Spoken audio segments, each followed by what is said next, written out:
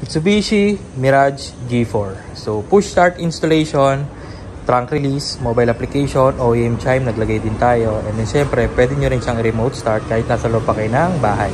So 70 to 100 meters sa abot ka. So ito yung app natin.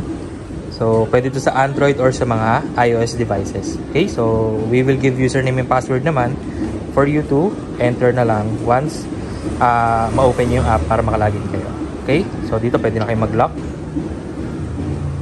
Yan, pwede na kayo mag-unlock. Yan, tapos pwede na kayo mag-open ng trunk. Press nyo to, tapos send, mag-open na yung trunk. Tapos ito yung car finder. Yan yung tunog ng OEM chime natin.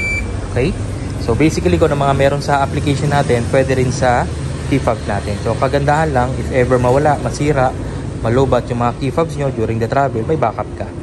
Okay, tapos pag i-start, press nyo dito, tapos start up. Okay, kasi ilaw na yung kotse rito, ibig sabihin naka-start na yung makina. Okay, try natin buksan yung trunk, tapos send, open na siya. Okay, sara natin.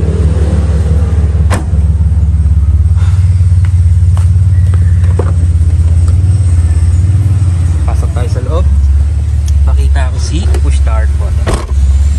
Yan. So ito yung ating push start button, color red yung illumination niya, and sa abang natin nilagay, and then yung dati niya sasiyan, pakpakit na.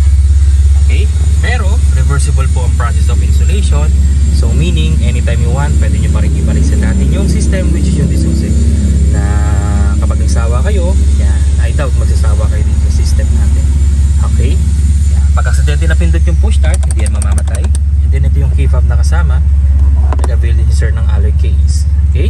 So same lang din, pwede kayo mag-lock, pwede kayo mag-unlock, even umaandar, even sa app natin, pwede kayo mag-remote start, pwede kayo mag-open and lock. So dalawang key fob ang kasama. Okay?